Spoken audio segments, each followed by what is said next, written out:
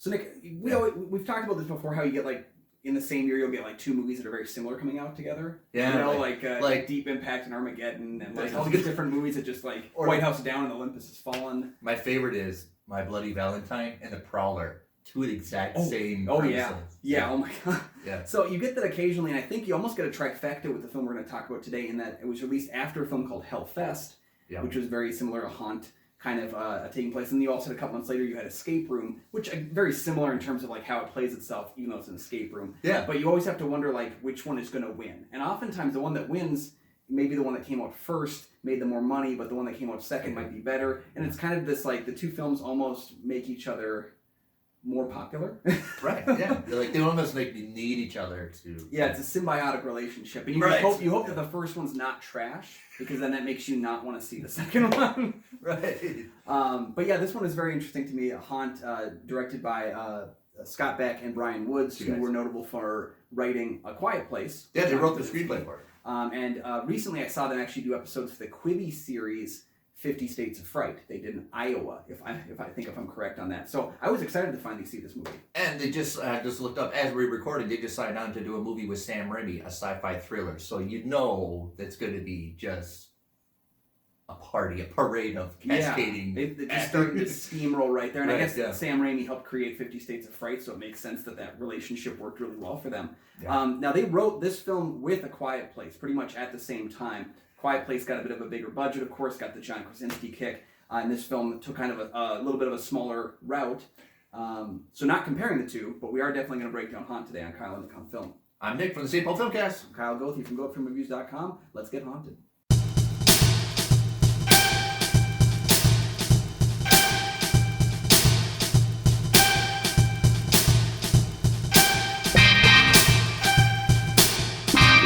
One of the things I always talk about when we talk about horror movies is you got to narrow down the environment. You got to close in the environment. Usually it's a camp. Usually it's a street. Usually it's a house. Usually it's a maze. And sometimes you put all three and you still can narrow down the environment.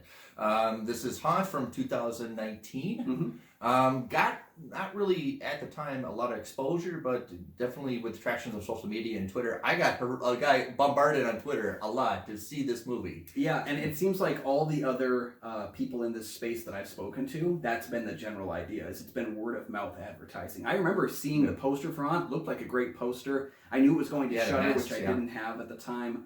And of course, I had just seen Hellfest when I heard about Haunt, and I was like, I don't want to see another one of these movies so soon.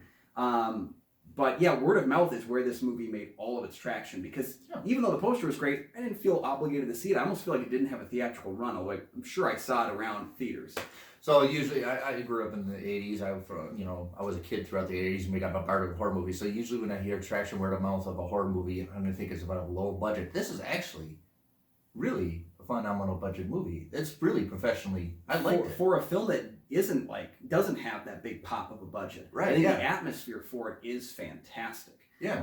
What's interesting for me is knowing that Beck and Woods are screenwriters who wrote this movie. They wrote A Quiet Place but didn't direct that film. What shocks me is how I think a lot of the elements in the film work, except for the screenplay at times. I was just gonna write that. The production of this film, I think the acting, the selection of makeup and costuming drive it. I think that the dialogue is kind of throwaway, and there's certain little things and a lot of it. But for a horror movie, if you're talking to the movie like, don't go there, I think you're effective. Yes, and I think that's where the first hour of the movie was for me. I was very much into it. I love the opening of the film, the opening credits where there's the setup as things are being put together. It's got a very simple score, but it works. It just kind of gives you the foreboding intensity that something bad is going to happen here. The score is pretty strong for kind of pulling me into the film. There's even that moment, I don't know why it is, that simple moment where they put the string across. And then Haunt comes up on the screen. You see them grab it like a piano string or guitar string and snap it. Yeah, it's simple. But that was like a 3-take thing that invested that eventually this is going to play a catalyst role. Think that in your memory as you go through the journey. I do like it. Beginning, you had the keyboards. I had to stop and yes. Keyboards in horror movies. The synthesizer keyboards. I love it. So the film, it opens up, of course, a pretty standard and simple kind of premise here, in that a group of friends on Halloween, of course, looking for a Halloween haunt to go and head to, and those things that become even more popular in recent years. People like the experience of living in a horror movie, I think, for even just 15, 20 minutes. Yeah. They head to a supposedly extreme haunted house. Flyer. The flyer thing that kind of comes through, which I always like in horror movies, when you kind of come across a flyer and you just go for it. And they decide to go through this thing, and then we discover that the haunt and the horrors are all the realer for what's about to unfold as they get separated and picked off one by one. That's one of the things, if you watch the trailer, you know what's going to go, even though the characters in the movie don't really know what's going to happen. We call it dramatic irony. They put that in A Quiet Place, too, of the horror taking place. Well, the audience knows what's going to happen. The characters don't. Mm-hmm. And there's this very, The Quiet Place, remember when the monsters are happening, but the characters don't see that, but we see that. Yeah. So definitely, you watch the movie, we know what's going to happen. We just have delight that the characters don't know what's going to happen. Yeah, I mean, there's no surprises in terms of like the inciting incident of the film and getting through these steps that we're going on. We know kind of where we're headed the whole time. For me, I thought that like, okay, the setup getting to the haunt, it took a little bit too long. I liked a lot of the initial characters that we were starting to get, even though I felt like once they get to the haunt, we don't learn enough about some of them. Outside of our main character, Harper, played by Katie Stevens, I believe, she, I thought, had a very interesting character arc throughout the film, and being able to kind of delve into her past and how it affects things. Right, and they don't really, they pepper it, right? They just give you the right amount to know that there's something going on there. And then she's, of course, wearing red. God, I love that. Yeah. I love that. She's wearing red. She's the only one that's going to wear red. In fact, if she's at the bar and she puts the hood on, it's like, she's Little Red Riding Hood. She's just going to do it. Yeah. Good that she's not in a Star Trek movie. For me, like, seeing that background with her parents, and I won't delve into all the specifics about, like, her past trauma with her parents, the only thing is I really felt like I connected with where that was, and I felt like they shoehorned in a bit of the abusive boyfriend. I felt like there was maybe going to be a connection in there, in that somebody, who kind of just can't get away from the trauma that they've subjected themselves to, can't escape from it. And they don't really ever make the connection, and the abusive boyfriend storyline seems on the surface like it might go somewhere, and where it goes is ultimately meaningless. But I liked the parental storyline and where kind of that was going, and ultimately how that leads her character through the story. Like a little journey. There's a little bit like influence of like Joyride. The car, the characters of the vehicles, the characters of environments actually are a piece. The environments, like the rooms, the vehicles, and all this stuff. And I was like, they're showing this boyfriend's truck. There has to be something about this truck. Yeah, and of course, you watch enough horror movies. There's always about a truck. I mean, Texas Chainsaw Massacre. Well, the opening with him he throws the pumpkin. I was like, okay, whatever. Like, I don't know if I care about this. And we see him introduced into the storyline about halfway through again as he kind of starts. I think there's the right amount, right? And I feel like the entire time we see him, I keep thinking to myself, is he going to be the hero? Is the abusive boyfriend going to be the hero of this film? And that kind of was leaving a bad taste in me for a little bit. And then they kind of introduce him as reintroduce him in a different role, I guess, once he arrives at the haunt. And doesn't really go anywhere at that point. It kind of just gets introduced as another character to potentially see get injured. I really liked her relationship with Harper's relationship with Nathan, Will Britton's character, the baseball guy. Yeah, I like baseball.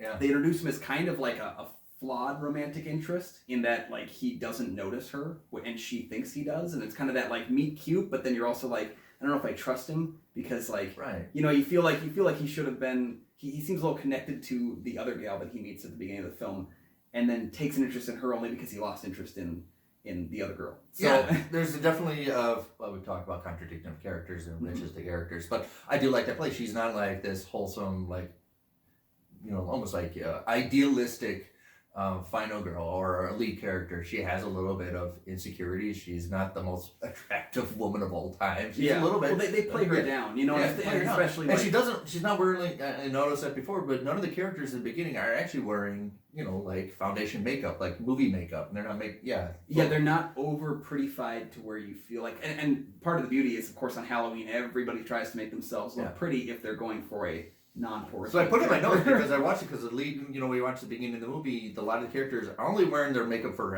Halloween costuming, and a lot of people are not wearing their movie makeup. And I was like, there has to be a point. And eventually when you see the characters take off the mask, it's like, now we see the point of them. So I know the flaws and they're not really Hollywood makeup, but see the character when they take off their mask, what they are. I love that contrast. Yeah, so overall, like even though the characters, I don't feel like many of them outside of Harper herself get real backstory and real character development. That's what happens when you do a short. It's a full feature film, but you don't have a lot of time.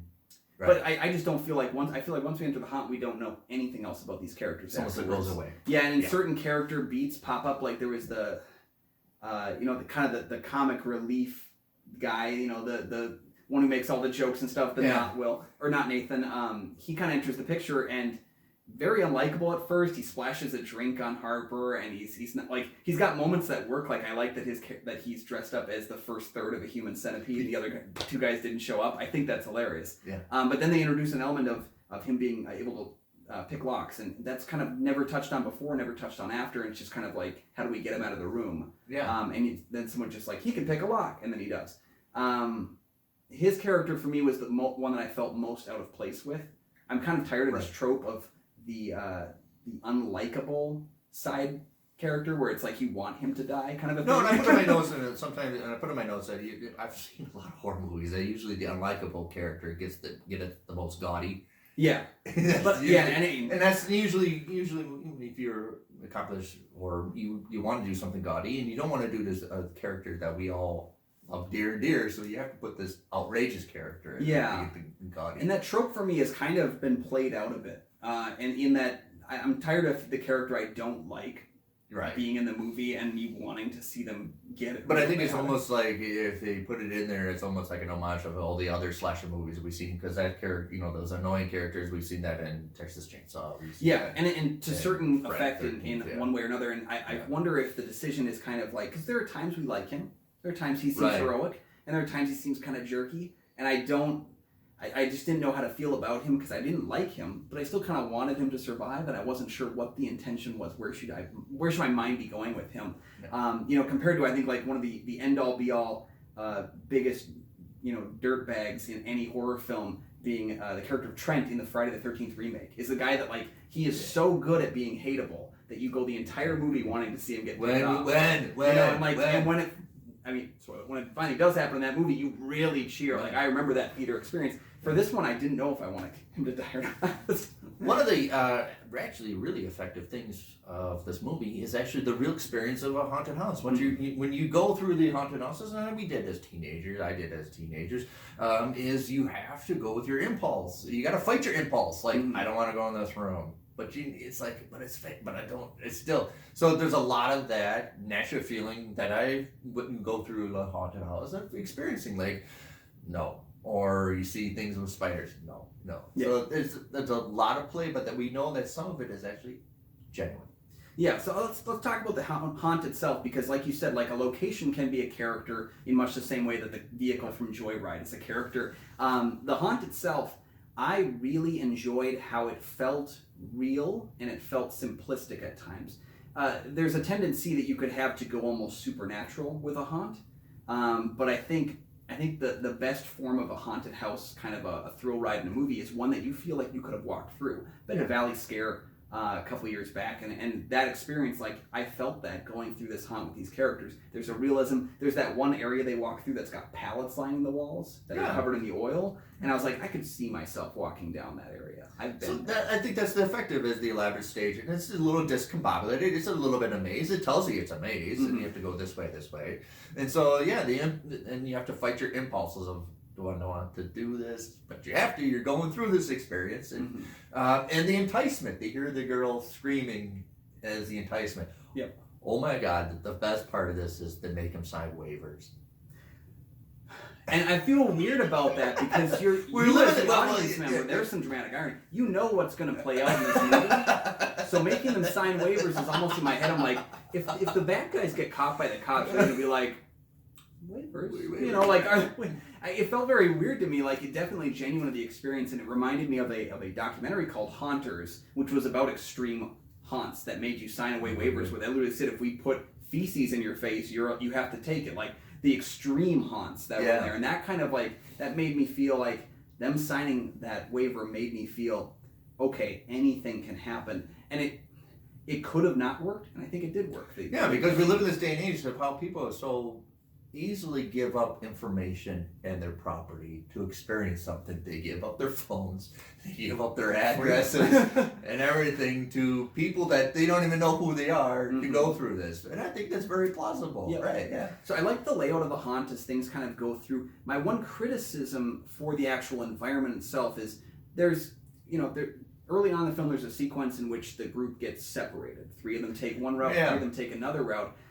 The one route that some of the characters take, we never really come back to that. And at one point, we are moving backwards through the haunt again. And I just feel like the mapping of the haunt just didn't feel like, to me, like it was, like I knew where you were going when you went there. Because there are a few areas that we come back to again. And I'm like, how did they get back to that? Like, I felt a little lost in the haunt. And I think this is an area where the audience would be best suited knowing what's going to happen more than the characters. Like, it's okay if the characters feel like they're getting lost. But I was like, wait, how did they get to that room again? And I felt like almost the need to rewind and check that out again. I actually absolutely agree with you because of the rolling of the credits and the emphasis of the mapping and environment. It almost makes you, as an audience, know how to navigate through. And when you watch, you're like, what came first? What came back?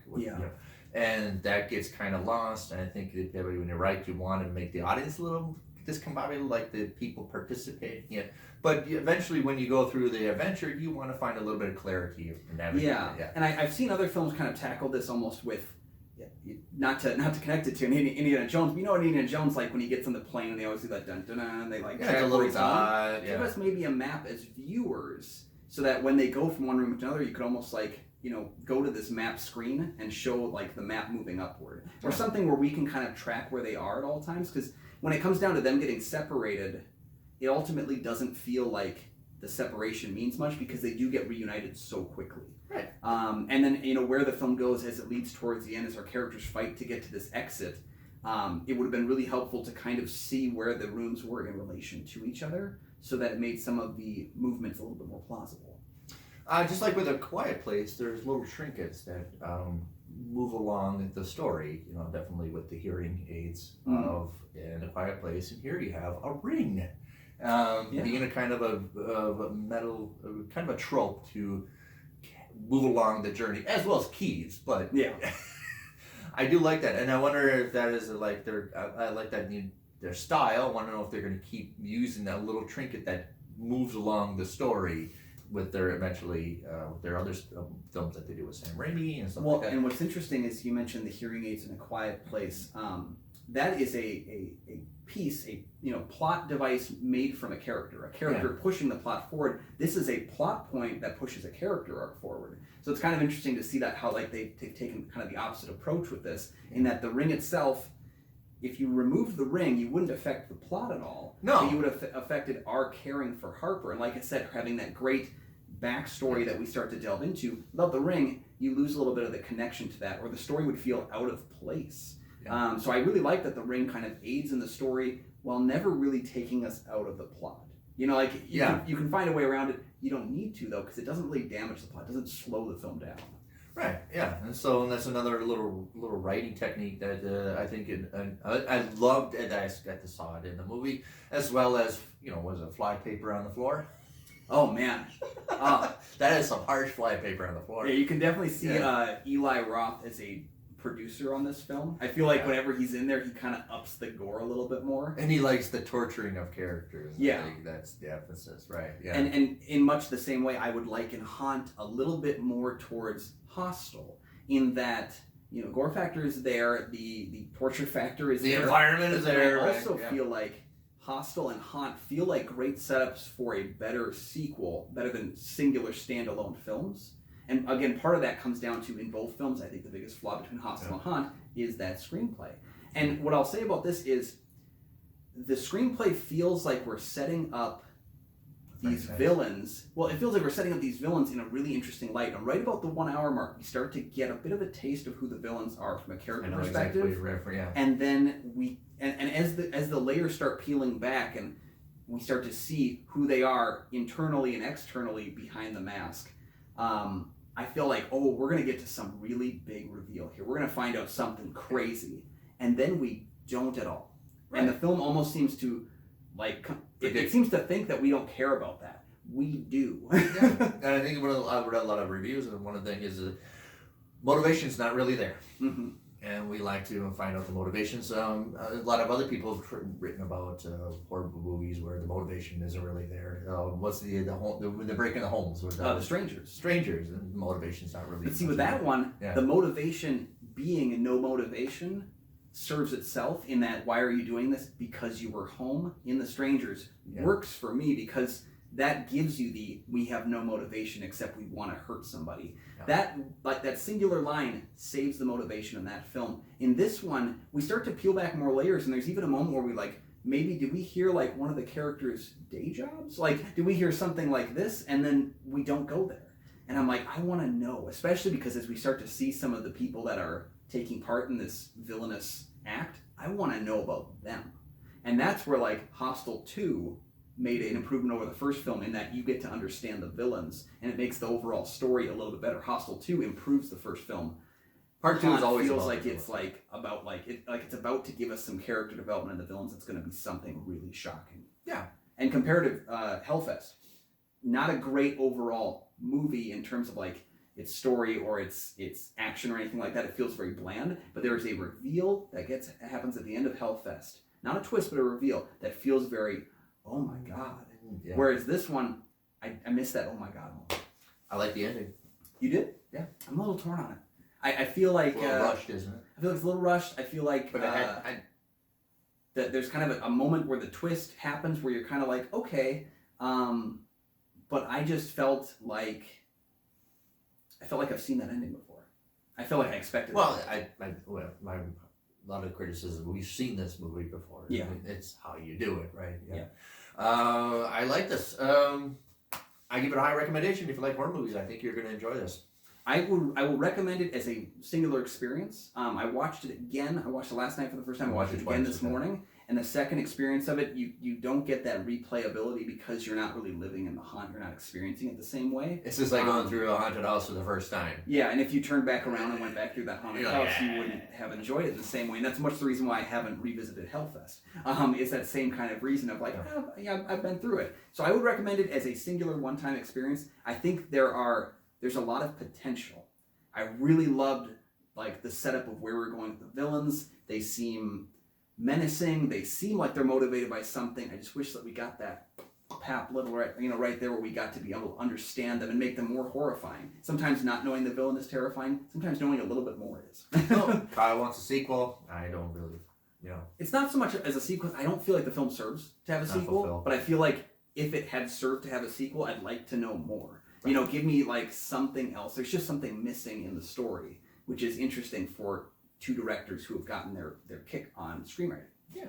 So, all right, what do you think? Have you seen Haunt? Yeah, let us know your thoughts. We're talking about the 2019 Haunt, by the way, because I hunted it down. I almost watched a different movie. But let us know in the comment section below your thoughts on Haunt.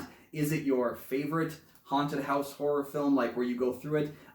There's other films back in the 80s, the Fun House, there was Hellfest, there was Escape Room. Do you have a favorite amongst this kind of subgenre of horror films? Let us know in the comment section down below. Have you gone through a Halloween haunt before? I'd like to know your experience actually of do you liken this film experience to being like that? Because I did. I actually did feel like I was going through the haunt with them, which is always a good sign.